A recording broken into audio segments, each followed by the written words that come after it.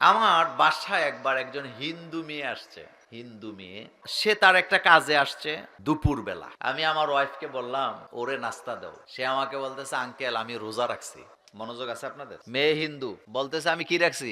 রোজা রাখছি। তা আমি বললাম তুমি রোজা রাখছো মানে?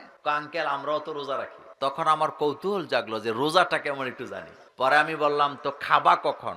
আঙ্কেল সূর্য যখন ঢুলে যাবে তখন আগে পূজা দেবো, পূজা দিয়ে তারপরে খাবো। তাই আমি বললাম সূর্য ডুবার আগে না পরে? আগে। ও মোমেনেরা, তোমরা যারা ঈমান এনেছ, কুতিবা আলাইকুমুস সিয়াম, আমি আল্লাহ তোমাদের জন্য রোজাকে ফরজ করছি, লিপিবদ্ধ করছি, আইন করে দিছি তোমাদের জন্য। কামা কুতিবা আলাল্লাযিনা মিন ক্বাবলিকুম, যেমনি ভাবে আমি রোজাকে ফরজ করেছিলাম তোমাদের পূর্ববর্তী উম্মতগণের জন্য। রোজা কেন ফরজ করছি? লাআল্লাকুম তাত্তাকুন, যাতে করে তোমরা তাকওয়া অর্থাৎ আল্লাহর ভয় হৃদয়ের মধ্যে জাগ্রত করতে পারো। তার মানে বোঝা গেল রোজা যারা রাখে তাদের হৃদয়ের মধ্যে কার ভয় জাগ্রত হয়?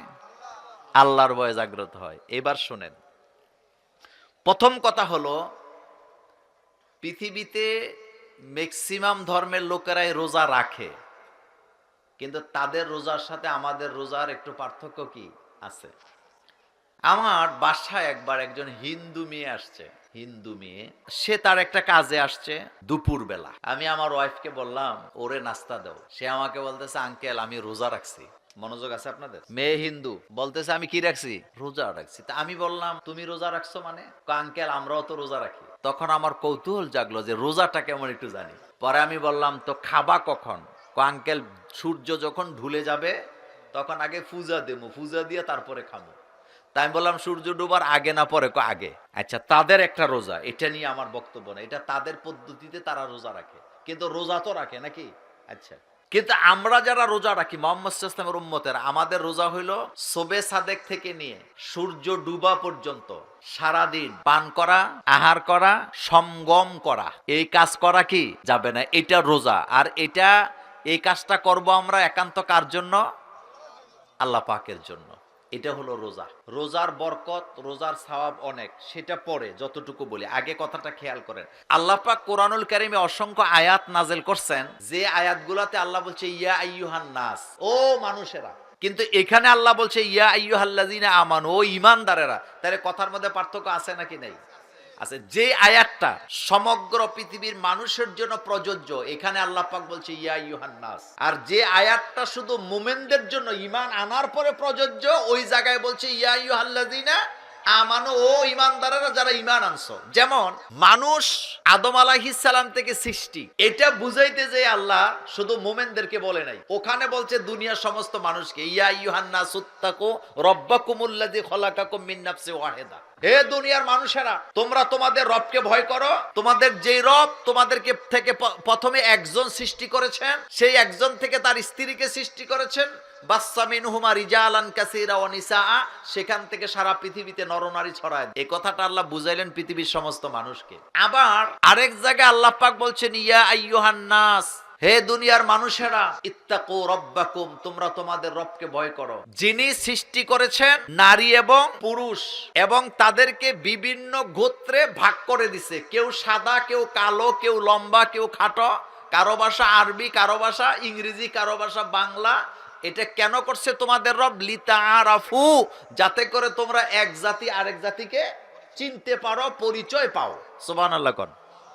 আচ্ছা, এবার খেয়াল, তাইলে বোঝা গেল ওই আয়াতগুলা সমস্ত মানুষের জন্য নাযিল হয়েছে, কিন্তু রোজা এটা নাযিল হয়েছে শুধু কাদের জন্য? যারা ঈমান আনবে। তাইলে এখন আপনার কাছে আমি জানতে চাই, ইসলাম কি চাপায়া দেয় না স্বাধীনতা দেয়? স্বাধীন। আপনি ঈমান আনছেন মানে আপনার উপরে রোজা ফরজ, ঈমান আনেন না আপনার উপরে রোজা কি না? ফরজ না। এই কথাটা বুঝাইলাম। আচ্ছা, এবার খেয়াল করেন, আল্লাহ রাব্বুল আলামিন বলছেন ইয়া আইয়ুহাল্লাযিনা আমানু, ওয়া মুমিনেরা যারা ঈমান এনেছো, আমি তোমাদের প্রতি রোজাকে ফরজ করে দিলাম। শেষে বললাম লাআল্লাকুম তাত্তাকুন, আল্লাহ বললেন যাতে করে তোমরা তোমাদের হৃদয়ের ভিতরে আল্লাহর ভয় জাগ্রত করতে পারো। আল্লাহর ভয় যখন জাগ্রত হয়, মানুষ তখন জীবন দিতে রাজি, কিন্তু আল্লাহর হুকুম অমান্য করতে রাজি না। তাকওয়াটা কি আগে সেটা পরে বলি, আগে এটা খেয়াল করেন। রমজানে আসলেই আমরা আল্লাহরে ভয় পাই। কতটা পাই দেখেন। আপনাদের এই গ্রামের নাম কি? জিয়াপুর। জিয়াপুরের মসজিদে আপনারা ইফতার করতে বসছেন 100 লোক, আমাদের সভাপতি সাহেবরাও আছে, মেহমানও আছে। এমন সময় আমি এবং আমার ভাই মোস্তাক ফয়জি ভাই আমরা দুইজন আসছি। আসার পরে দেখলাম আপনারা ইফতারি সামনে নিয়ে বসে আছেন। এখনো ইফতারির বাকি 20 মিনিট। কয় মিনিট? কিন্তু ইফতারি একেবারে সবার সামনে দেওয়া। আমরা দুইজন আসার পরে আপনারা আমাদেরকে বসতে দিছেন। দেওয়ার পরে এখন এই যে ইফতারি রেডি, পানিও আছে, ইফতারিও আছে, খাচ্ছেন নাকি কেউ? কেন খাইতেছেন না? আল্লাহর ভয়। এখনো সূর্য ডুবে নাই, মানে আল্লাহ কইছে সূর্য ডুবলে খাইবা, এজন্য এখন কেউ খায় না। বাচ্চারাও কি খায় নাকি? না, খায় না, হাত দেয় না। আমরা দুইজন এসে বললাম, আমরা হইলাম আপনাদের এলাকার মাহফিলের প্রধান আলোচক ছিলাম, বিশেষ আলোচক ছিলেন। আমি মোল্লা নাজিম, এই হলো মুস্তাক ফয়জ। আপনারা তো আমাদেরকে চিনেন, আমাদের অনেক ক্ষুধা আছে, আর আপনারা আমাদেরকে ভালোবাসেন। আমরা যা করি আপনারা তাই তো করেন।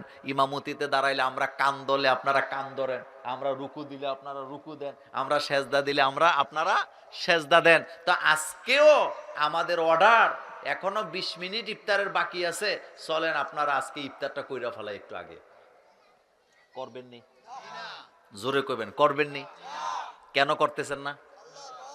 আপনারা কইবেন হুজুর এটা একটা কথা হইলো, আল্লাহরে ভয় করে রোজা রাখলাম, আমরাও তো দেই ইফতারি সামনে, কিন্তু হুজুর এই জায়গায় হবে না।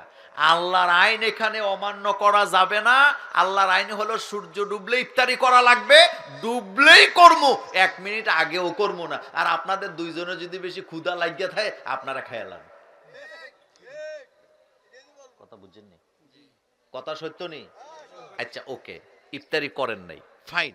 আপনাদের থানার নাম কি? তো প্রত্যেক থানায় একজন করে ওসি আসেনি?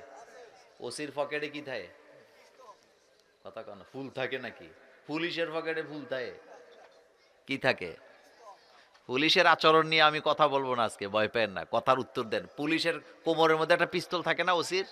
আচ্ছা, একজন ওসি, আপনাদের বুড়িচং থানার ওসি আইসা পড়ছে, সাথে টিউনেরও লয়েছে। আইসা দেখতেছে আমাদের মুরব্বীদের সভাপতিত্বে ইফতারি সামনে, ইফতারির বাকি আছে মাত্র 10 মিনিট। কয় মিনিট? 10 মিনিট। এখন ওসি যদি আয়া কয় সব জায়গায় আল্লাহর আইন মানা লাগে না, মাঝে মধ্যে কিছু বাদ দেওয়া লাগে। আমরা অনেক জায়গায় তো আল্লাহর আইন মানি নাই। সুতরাং একটা রোজা নষ্ট হইলে কি হইব? 10 মিনিট বাকি আছে, ইফতার করবা, নাইলে তোমাদের মাথায় গুলি করাম। এবার করবেন নি? আস্তে করবেন না, মুরব্বীরা দাঁড়ায় যাব।